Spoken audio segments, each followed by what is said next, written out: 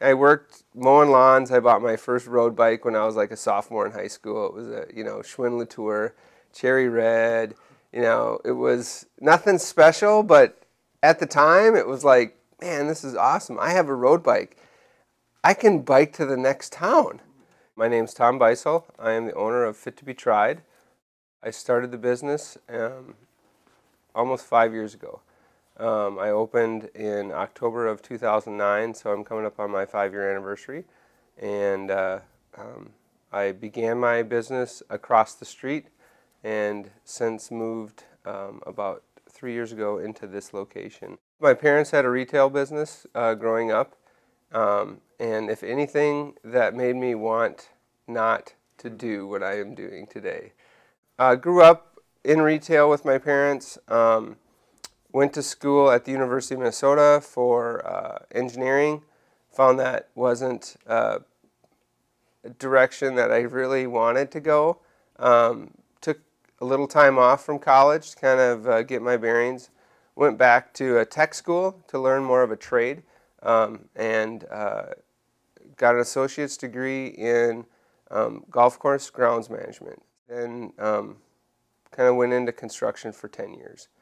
So I left construction to start a small business. There's certain things you can do on the internet, but at some point it's nice to go and talk to a person, touch and feel product, know like, yeah, that bike is my size. Different things that you can't get unless you have a personal interaction with somebody.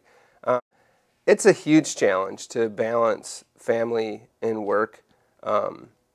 And other, in fitness. She's been able to come into here help part-time, and so it's helped, nurture that relationship because you're both kind of like working toward the same goal, and it's all the same money. When you start, it's like, it might have been my business, but it's like, it's all of our funds that are being invested to make it work. I think that's a loss people don't do the homework on, is actually realizing, is there a potential customer base? This town needs something to service and provide product to that very active fitness person. This is where the marketplace is. This is where we have a need. It was about a year and a half before I opened that I started the process of writing a business plan and doing some market research. And through the organization, I had a college intern help me for a summer that did a lot of market research, did a lot of mapping things, and did a lot of helping me write the business plan. It's really kind of evaluating how much debt am I willing to service. I wasn't willing to service a lot of debt, and so when I went to the banks, I was definitely low on my number.